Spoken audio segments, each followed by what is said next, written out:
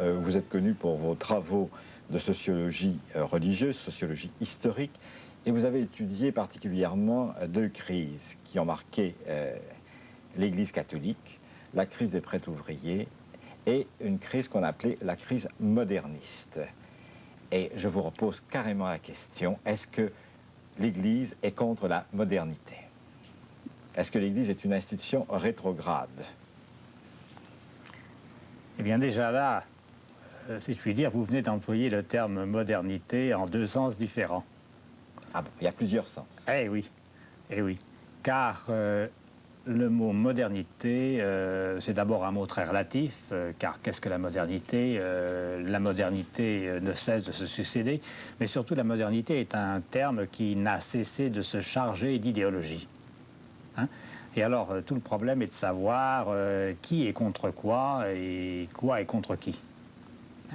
Alors, l'Église est-elle contre la modernité et l'Église est-elle contre la société moderne? L'Église n'est pas contre la modernité. Vous savez, ce terme de modernité, de moderne, plus exactement, ce terme de moderne est très ancien. La querelle des anciens et des modernes, apprenait-on quand nous faisions des études classiques. Et oui, mais même à cette époque-là, on oubliait de vous dire qu'elle existait déjà au temps du Moyen-Âge. Au Moyen-Âge, il y avait déjà une querelle entre les antiquis et les moderni. Hein? C'est donc, on pourrait dire, une querelle qui traverse les siècles. Hein? La véritable nouveauté, c'est ce que nous avons dit dans un précédent entretien, que cette société moderne s'identifie à une société d'inspiration éclairée, d'une inspiration libérale, c'est-à-dire d'une société fondée sur la raison, hein, fondée sur l'élimination de tout ce qui est transcendance, révélation. Et par conséquent, par cette modernité, l'Église se sentait atteinte au cœur même de son message et de son être. Hein? Et par conséquent, j'allais dire, c'était la modernité qui était contre l'Église, autant que l'Église a été contre la modernité. Oui. Mais cette Église qui est contre un certain monde qui émerge, oui, en se posant contre elle, affirme un certain nombre de choses. Oui. Des choses qui concernent le rapport de l'homme à la vérité, je reprends un axe de votre pensée, et des choses concernant le rapport de l'homme à la justice. Oui. Quel est le rapport de l'homme à la vérité que l'on trouve dans la pensée moderne, libérale? Qu'est-ce qu'on trouve en opposition dans l'Église? Même chose pour la justice. Est-ce que vous pourriez répondre à ça rapidement pour notre auditeur? Vous voyez, je dirais, tout au long du XIXe siècle, je vois se développer une critique, des critiques multiples de la société moderne, ou si vous voulez, des critiques de la modernité.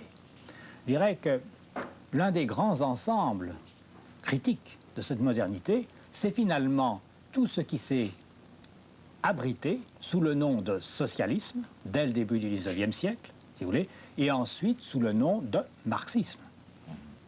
Qu'est-ce que le marxisme? Qu'est-ce que le socialisme? Une critique de la société libérale, moderne, capitaliste. Hein? Et je pense qu'à côté, il y a eu également une critique catholique de cette modernité. Alors, d'autre part, quand on prend tous les grands artistes du 19e siècle, qui nous apparaissent comme des artistes modernes, des écrivains modernes, on s'aperçoit qu'ils se montrent presque tous très hostiles à ce qu'eux-mêmes appellent la modernité.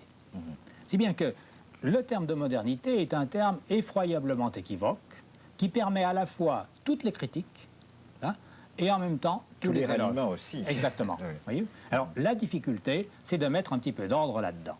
Et étudiant le discours de l'Église catholique, j'ai été souvent frappé de voir que de lui trouver deux formes. Hein. Nous sommes contre la modernité parce que c'est une fausse modernité. Hein. Et en même temps, nous sommes pour la modernité à condition que ce soit la modernité catholique, la nôtre. Ah oui, oui. Voyez-vous? Autrement dit, l'Église catholique peut toujours tenir le double discours selon qu'elle parle le langage libéral, hein, le langage du progrès, de la raison. Bon, alors, elle dit, Non. Hein? Mais elle peut tenir son propre langage et proposer sa propre conception de la modernité en disant « mais nous sommes pour la vraie science, nous sommes pour le vrai progrès, nous sommes pour la vraie raison, pour la vraie liberté, pour la vraie justice. » Hein? Alors, vous me direz que dans ce discours, à ce niveau de généralité, peuvent s'abriter bien des malentendus. Enfin, mais quand on regarde la situation concrète, on s'aperçoit que cette critique et cette opposition étaient loin d'être sans fondement. Alors, l'exemple que je vais prendre, c'est le fameux document que connaissent tous les historiens, c'est le syllabus du pape Pie IX en 1864, disant que l'Église ne peut ni transiger, ni se réconcilier avec le progrès, avec la société moderne. Hein? Or, aujourd'hui... C'est bien en tout cas ce que pensent aussi un certain nombre de gens qu'on trouve dans la rue. Mais exactement. Mais alors aujourd'hui, quand nous voyons les critiques faites par les écologistes, quand nous voyons les critiques faites de toutes parts contre cette modernité qui nous conduit à la catastrophe et à la ruine, contre cette science qui développe ces menaces nucléaires et la destruction de l'humanité, on se dit, mais le pape Pie IX était en avance d'un siècle sur nous. Par certains côtés. Par certains côtés. Alors, vous voyez, c'est pour montrer que ce discours critique sur la modernité est finalement beaucoup moins simple qu'il ne peut le paraître. Mais est-ce qu'au fond, le problème n'est pas le suivant, enfin, un problème beaucoup plus large, oui. C'est que l'Église prétend avoir une certaine culture, avoir développé une certaine culture, et qu'elle propose cette culture aux hommes d'une façon, j'emploie un de vos mots presque, intransigeante. Oui, mais je crois que l'intransigeance était de part et d'autre. C'est-à-dire que, à cette époque, le socialisme s'est montré d'une étonnante intransigeance et le libéralisme s'est montré d'une égale intransigeance. Autrement dit, que ce soit le catholicisme, que ce soit le libéralisme, que ce soit le socialisme, je constate de l'intransigeance partout. Donc l'intransigentisme dont vous parlez à propos de l'Église n'est pas le propre de l'Église catholique. N'est pas le monopole de l'Église catholique. C'est en somme un fait de société où les affrontements sont extrêmement violents. Oui, mais est-ce que c'est justement... Et radicaux. Oui, mais on a l'impression que les affrontements que nous connaissons actuellement dans la société catholique sont justement beaucoup plus atténués que ceux qu'on a pu connaître au début du siècle. On n'a pas ces conflits, ces amitiés qui se brisent, ces dénonciations, ces recours à Rome, etc. Vous savez, j'ai le sentiment que, enfin c'est un jugement personnel, mais que depuis la Deuxième Guerre mondiale, depuis Hiroshima, Nagasaki, la bombe nucléaire, nous sommes entrés dans une société de négociation. C'est-à-dire que nous savons bien que nous avons des idéologies incompatibles, et cependant que nous sommes condamnés à vivre ensemble. C'est ainsi que peut vivre l'Organisation des Nations Unies, l'ONU. Qu'est-ce que l'ONU? Sinon précisément ce carrefour des contradictions où depuis 40 ans, on parle, parce que pendant qu'on parle, on ne se bat pas, on ne s'entretue pas. Hein? Et donc, je dirais que là, les mœurs internationales en sont venues à changer. Et que même le Saint-Siège, même la papauté, disons, se sont adaptés à cette situation.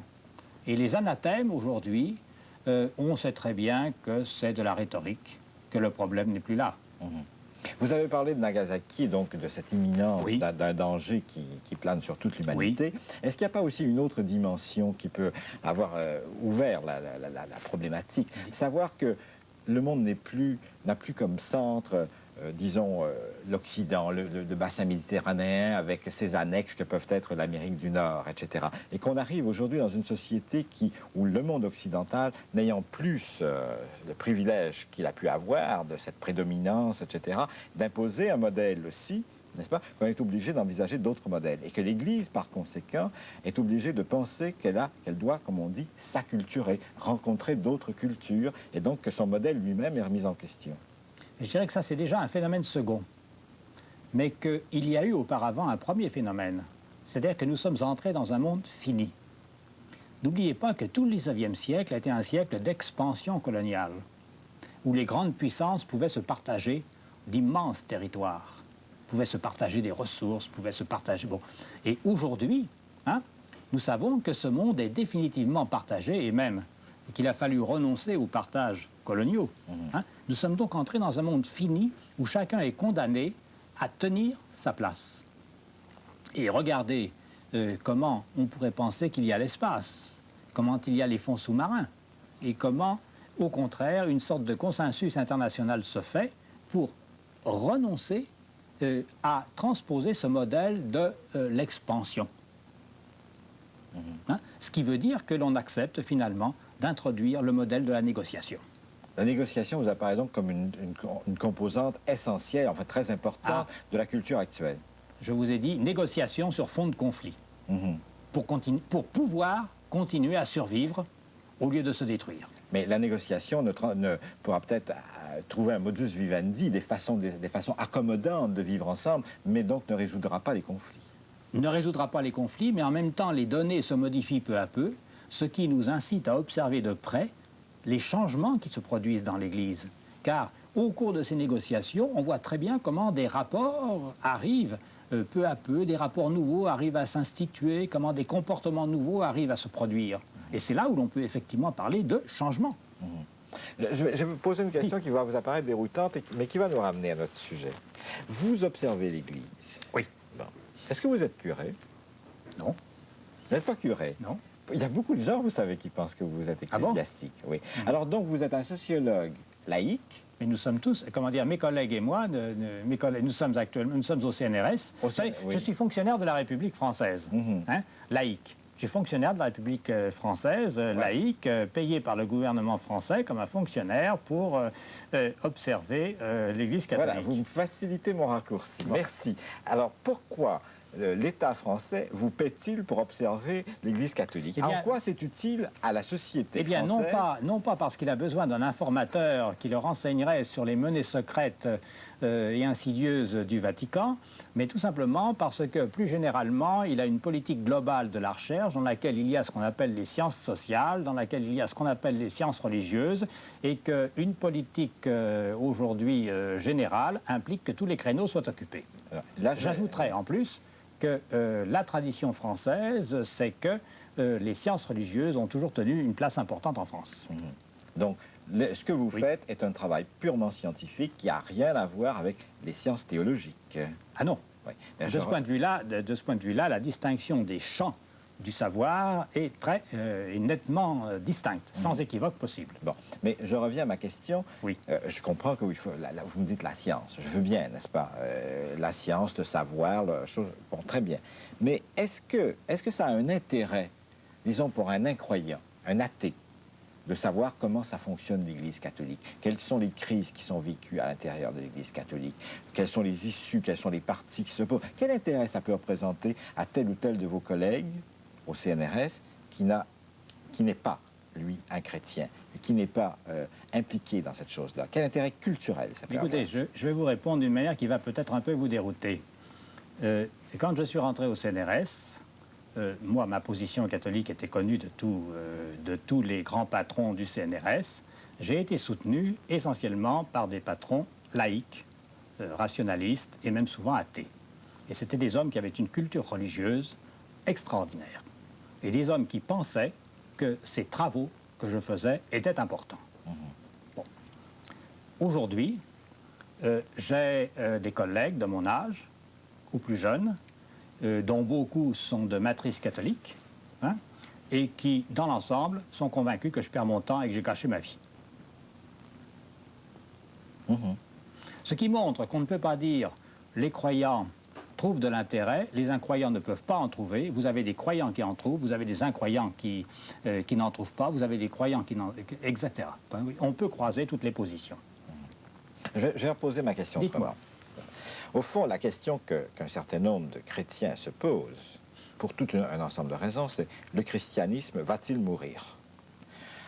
Ils peuvent parfois se consoler avec des affirmations comme celle de Malraux qui dit le XXIe siècle sera religieux ou pas, n'est-ce pas? Moi, je voudrais savoir, si c'est possible, non pas que vous fassiez la pitié, n'est-ce pas? Mais le sociologue que vous êtes, quand il voit l'évolution de ce groupe qui s'appelle les chrétiens, plus particulièrement en ce qui me concerne les catholiques, est-ce que le croyant peut penser que l'Église à laquelle il appartient a un avenir? Et je vous répondrai d'abord qu'en me fondant sur mon expérience d'homme, si vous voulez, qui a connu des générations antérieures, je dirais, le christianisme va-t-il mourir? C'est en France un débat séculaire, déjà. C'est-à-dire qu'il y a déjà un siècle, des milieux laïcs se disputaient sur ce problème. Et que certains affirmaient « il ne va pas mourir, il est déjà mort ». Bon, depuis un siècle, on a vu qu'il n'était pas mort. Hein? Et je vois qu'aujourd'hui, nous avons encore les mêmes réponses, et je dirais à la limite aussi indifférentes que ce soit à tous les travaux scientifiques qui existent. Alors, pour ma part, moi j'ai toujours soutenu, bon, à partir peut-être de mes convictions, mais je pense surtout, si vous voulez, être suffisamment objectif pour dire à partir de mes travaux qu'une grande affaire comme le christianisme, ça ne meurt pas comme ça. Et si vous me permettez une analogie, je dirais de la même manière, le communisme, ça ne meurt pas comme ça. Hein? Toutes ces grandes formations historiques, hein, et le communisme n'a qu'un siècle, le christianisme en a 20, de grandes formations comme ça ne meurent pas du jour au lendemain. Et elles se transforment, en tout cas elles vivent. Oui. Vous êtes un observateur de l'institution. Vous avez vu ces crises depuis un siècle, Oui. n'est-ce pas? Quels sont, à votre avis, les tournants que l'institution devrait prendre pour assurer à cette institution une certaine validité, une certaine crédibilité institutionnelle? Eh bien là, je suis beaucoup plus démuni, si vous voulez, pour vous répondre, parce que je ne me suis jamais senti expert. Je n'ai jamais été consulté comme expert, et je ne me sens pas une âme d'expert. Oui, mais alors je vais reprendre la question non. autrement. Quand vous avez étudié la crise moderniste, Oui. les conflits de Loisy, Oui. bon, et de tous ses amis, parce qu'il n'y a pas que Loisy, Oui. il y a Blondel, Oui. il y a Vraiment, etc., dont vous parlez dans vos livres, n'est-ce pas? Est-ce que vous n'avez pas eu la tentation de dire à certains moments, ben, si on avait adopté cette solution-là, il y a cette voie qui était là, qui était ouverte, on ne l'a pas vue, on ne l'a pas prise, et c'est dommage parce que l'institution s'en serait trouvée mieux. Est-ce que vous avez... Écoutez, c'est une très bonne question, parce que justement, la longueur de mes travaux m'a permis de décoller un petit peu de mon observation et de réfléchir sur ce problème en ayant le temps de réfléchir. Or, c'est vrai que l'histoire, comme discipline historique, est une acquisition du siècle dernier. Bon. Et que par conséquent, le grand problème pour l'Église était d'acquérir la maîtrise aussi de cet instrument nouveau, de cette discipline nouvelle. Cette acquisition s'est faite à travers une crise redoutable, la crise moderniste. Je dirais même que de ce point de vue, la crise n'est pas terminée. La crise continue. En revanche, fallait-il adopter la position de Loisy ou des modernistes? Je dirais que c'était la position de leur temps. Hein? Et aujourd'hui, nous mesurons mieux la relativité de l'histoire. Nous la mesurons mieux... De l'histoire comme science. De l'histoire comme science. Hein? Nous la mesurons mieux, et en même temps, nous ne savons pas trop comment compléter cette relativité. Alors, à la fois, je pense qu'il est nécessaire de passer par l'expérience historique, qui est fondamentale. Et il faut que, si vous voulez, il faut que l'Église passe par cette crise, par cette acquisition. Mais en même temps, une fois qu'elle aura passé par là, elle n'aura pas tout résolu, loin de là. Hein? Et je pense que c'est ça que nous pouvons constater un petit peu partout. Essayez de réaliser la justice.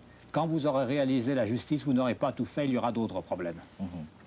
Ce qui me semble étonnant dans toute cette histoire, telle que j'ai pu la lire dans vos choses, une des choses qui me semble étonnante, c'est que finalement, ces débats dont nous parlons sont des débats d'intellectuels, sont des débats bien souvent d'intellectuels cléricaux ou proches de clercs. Enfin, von Hügel était par exemple très proche des milieux cléricaux, n'est-ce pas? Et qu'en réalité, ces débats ne touchent absolument pas le peuple. Et qu'au fond, l'Église est peut-être plus une institution populaire qu'une institution intellectuelle. Bien, je dirais... Alors là d'abord, c'est exact, si vous voulez, mais c'est ce qui vous explique pourquoi l'Église invoque toujours le scandale des simples. Et elle se montre toujours beaucoup plus sensible au scandale des simples qu'au scandale des intellectuels, lesquels protestent en disant que l'Église méconnaît leur cas de conscience. C'est un peu vrai, hein? Mais disons que relativement, proportionnellement, ça lui paraît moins important, précisément, que ces masses populaires. J'ajouterai un deuxième point. Pensez à tout l'art contemporain, le cubisme, le surréalisme. C'était l'affaire de quelques minorités, et même de minorité dans une minorité. Hein? Or, aujourd'hui, que voyons-nous? Mais le cubisme, mais ce sont nos immeubles. toutes nos villes sont cubistes. Hein? Le surréalisme a envahi notre vie quotidienne. C'est-à-dire que finalement, ces expériences de laboratoire sont aujourd'hui devenues le tissu de notre vie quotidienne. Et je pense que les recherches de ces savants, de ces grands savants catholiques, hein, ont fini par diffuser dans la culture moyenne du peuple chrétien. Oui, mais par ailleurs, n'est-ce pas, qu'on ne sera pas forcé de dire que si l'Église au XIXe siècle a perdu les masses ouvrières, au XXe siècle, elle a définitivement perdu les intellectuels et les artistes. Qu'est-ce qu'on trouve actuellement comme production artistique valorisée par l'Église? Est-ce que tout le monde se plaint d'une liturgie qui est plate, d'une musique qui est insignifiante, d'un art sacré qui est inexistant? Est-ce que vous ne trouvez pas ça quand même, vous, une drôle de crise pour cette Église-là, de ne plus être empreignant sur une sensibilité contemporaine? Si, mais cela montre que le problème des rapports entre culture catholique et culture moderne est loin d'être résolu.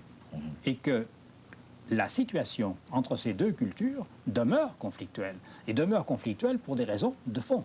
C'est-à-dire qu'une culture catholique qui deviendrait moderne deviendrait culture socialiste, deviendrait culture libérale. Vous voyez, vous retrouvez toujours ces problèmes de fond. On vient toujours buter là-dessus. Oui, oui. Hein? Mais en revanche, bon, je suis frappé de voir le nombre de musiciens qui se réfèrent à une expérience religieuse. De musiciens contemporains. Le nombre de chanteurs aussi. Le nombre d'artistes. Hein? Je crois qu'il y aurait là toute une enquête à faire. Je l'évoque parce que, disons, cette enquête, je ne l'ai pas faite, mais je pressens qu'elle serait à faire et qu'elle nous révélerait des choses étonnantes. Ceci dit, ça n'enlèverait rien, si vous voulez, au fait que la musique, dans son ensemble, est une musique qui obéit à de toutes autres inspirations, à de tout autres critères. Émile Poulain, nous avons abordé certains des problèmes qui ont été les problèmes que vous avez discutés dans vos ouvrages, mais vous m'avez dit que vous étiez entré un jour au CNRS pour y faire la sociologie religieuse. On aimerait quand même, les auditeurs et moi, connaître un peu mieux l'homme. J'aimerais vous demander, qu'est-ce qui vous a amené à vous engager en sociologie religieuse? Écoutez, moi, c'est extrêmement difficile à dire parce que, comme je vous le dis, nous sommes un groupe d'une quarantaine, cinquantaine de chercheurs qui travaillent sur ces questions de sociologie religieuse. Et je m'aperçois qu'il y a autour de moi des croyants, des incroyants, des hommes de droite, des hommes de gauche, hein, des hommes par conséquent extrêmement divers. Si bien que, sociologiquement, pour un sociologue, ma réponse n'aurait de sens que si je pouvais vous répondre d'une manière plus globale pour l'ensemble de mes collègues. Et je m'aperçois que la diversité est telle que je ne vois pas de motivation unique. On ne peut donc expliquer qu'à partir d'itinéraires individuels. Hein. Oui. Est-ce qu'il nous est possible de le connaître, cet mon itinéraire individuel, vous savez, je suis de vieille famille lyonnaise, la Vendée catholique, ce qu'on appelait la petite Vendée catholique des Monts du Lyonnais. Je suis ensuite monté à Paris, comme on dit, avec ma famille. J'habitais Belleville, le 20e arrondissement, Belleville, Ménilmontant, des quartiers ouvriers.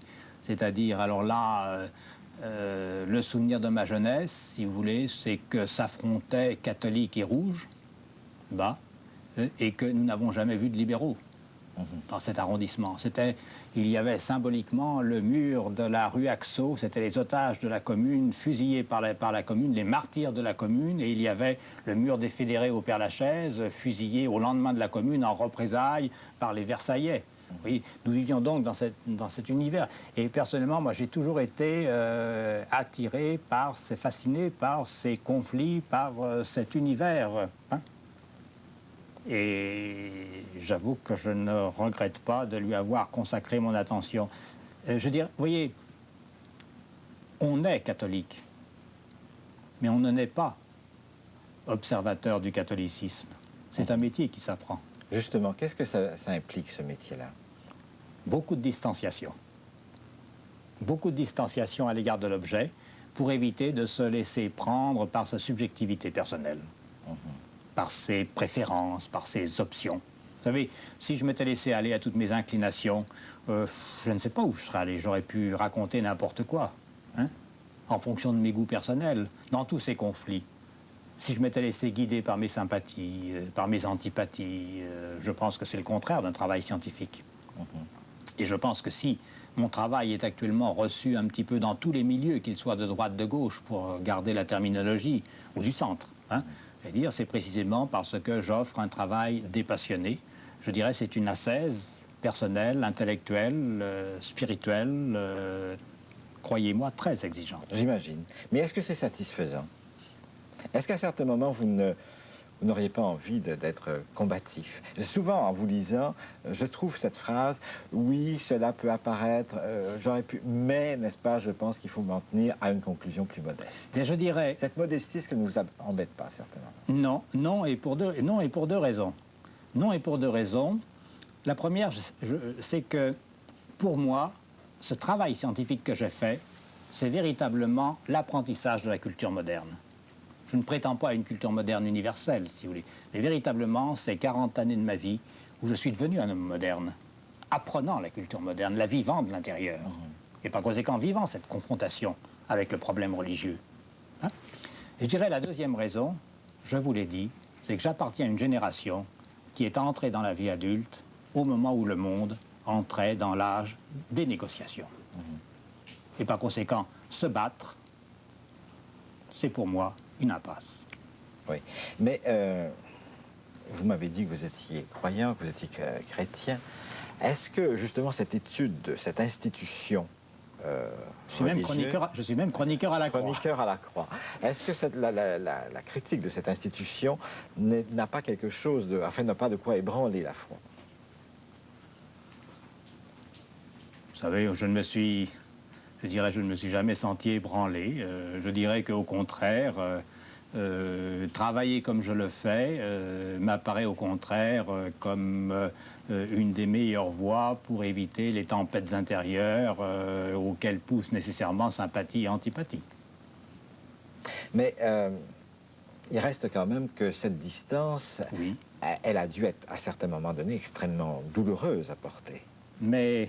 Et cette discrétion aussi. Non, mais j'en suis convaincu, c'est extrêmement onéreux. Hein. Je vous l'ai dit, c'est le fruit d'une discipline réfléchie, délibérée, et je vous le dis, onéreuse.